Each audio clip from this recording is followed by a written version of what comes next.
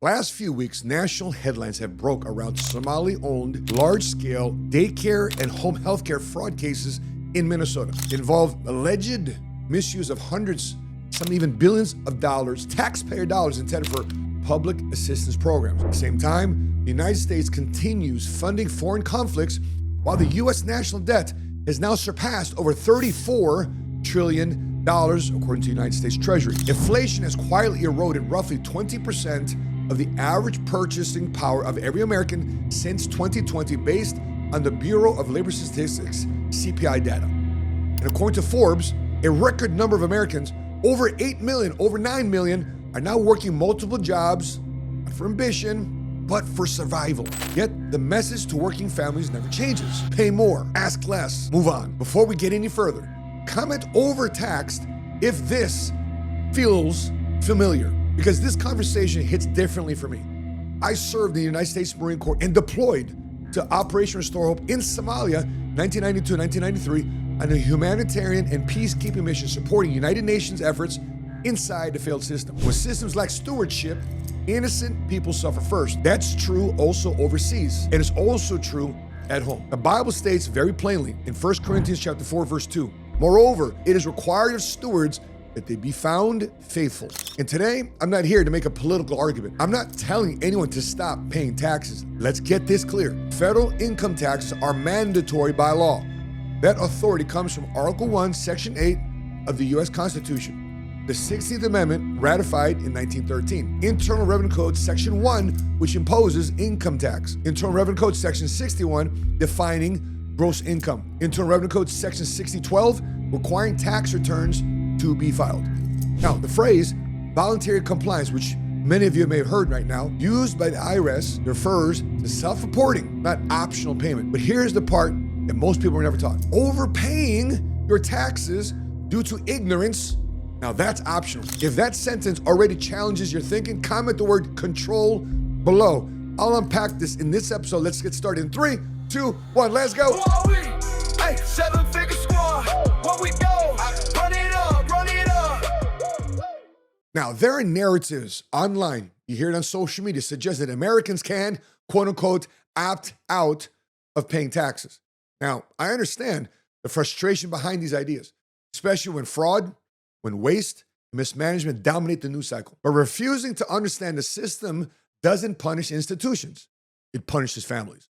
The IRS doesn't need to audit everyone. It enforces selectively through penalties, interest, liens, and levies. Scripture warned us about this mindset in Proverbs chapter 22, verse 3. The prudent see danger and take refuge, but the simple keep going and pay the penalty. You see, most people aren't trying to avoid taxes. They're trying to survive. Even 6-figure households are feeling pressure because taxes hit before money reaches the bank. I remember this pharmacist who came from office, man, I'm making $300,000 a year, but man, I'm getting crushed in taxes. You see, inflation compounds silently as well. Planning happens too late. According to IRS data, W-2 wage earners pay the highest effective tax rates because income is taxed before any strategic decisions are made. This is not a work ethic problem. It's a structure and financial literacy problem. The Bible puts it plainly in Hosea 4, verse 6.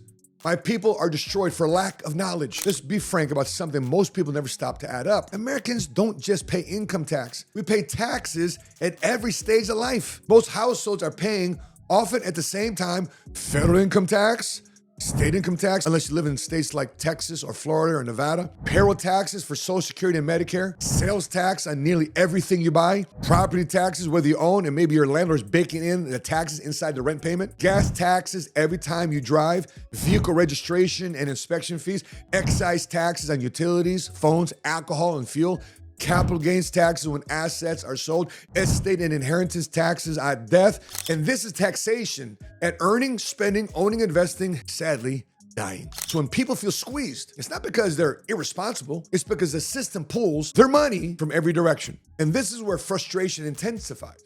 While working families pay all of these taxes, headline after headline continues to expose fraud, exposes waste, and exposes mismanagement inside publicly funded programs. Daycare fraud, healthcare fraud, relief programs abused at massive scale. Every time these stories break, the same question comes up. Why does the burden keep falling on us, the same households that's already paying these taxes, and the government is poor stewards of the public money. Meanwhile, accountability of these public politicians overseeing our public money, accountability to them feels optional. See, this isn't about nationality. It's not about race. It's even not about politics. It's simply about stewardship. When systems fail to protect resources meant for the vulnerable, military veterans, the elderly, the disabled, the orphans, and those truly in need, the responsibility to protect our households becomes even more important. See, scripture reframes this very clearly in Proverbs chapter 13, verse 22.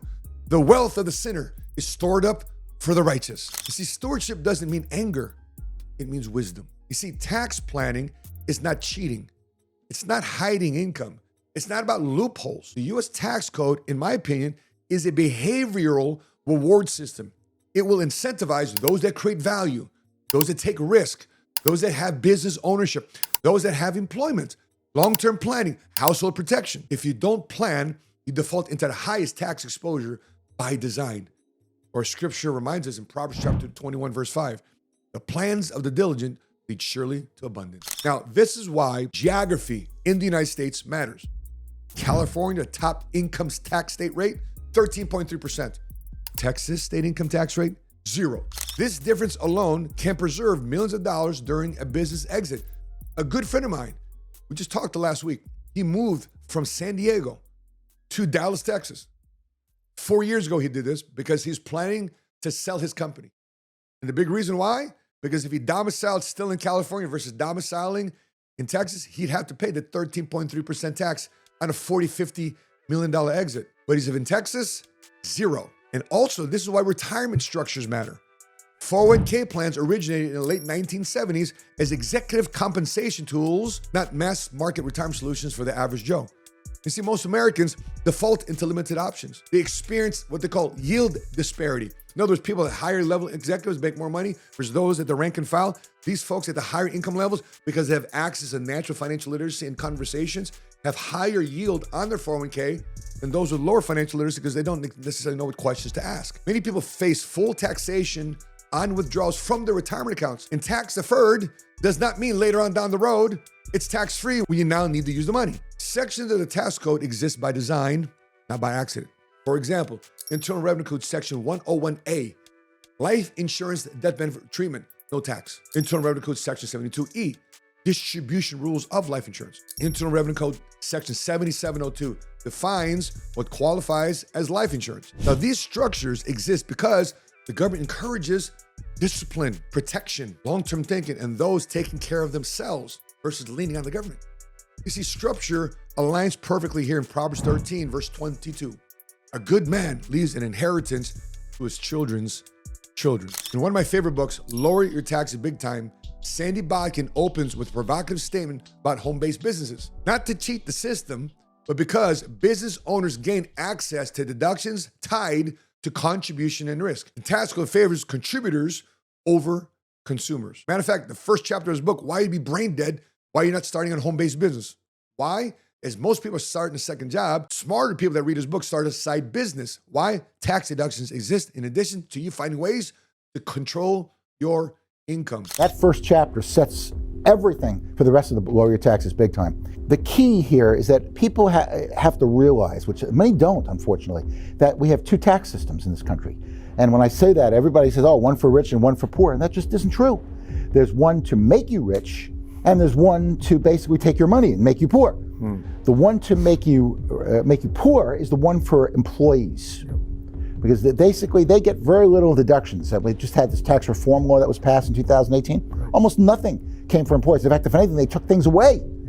Whereas if you're self-employed, you can write off part of your house, your spouse, the equivalent of your kids' education and weddings. You can set up a pension that makes any government plan look paltry by comparison. I mean, the tax benefits are just enormous.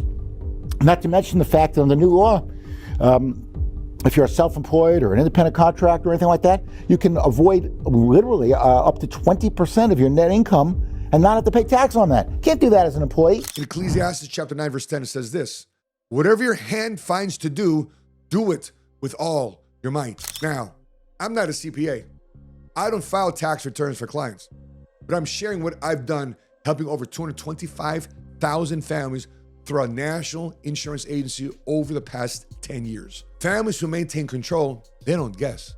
They plan, you know what to look for before the bill shows up. I understand in this video, I'll talk about the what and the why. However, I like to unpack this even further in our live Zoom training. I will walk through how the framework families use legally and responsibly with whom they put in their corner to reduce exposure and gain control. There's a link below here in the video description below to register for the live Zoom training using that link. And before you go do that, drop your biggest takeaway in the comment section below. I'd love to know what you're thinking about this conversation. Smash that like button, subscribe to 7 Figure Squad. That being said, thank you for watching, and I'll leave you with this. Taxes are mandatory. Overpaying is optional, and stewardship is the responsibility. I'll see you on the next training. With that being said, from Dallas, Texas, I'm your Money Smart guy, and until we meet again, continue to live smart, continue to love smart, and be money smart today.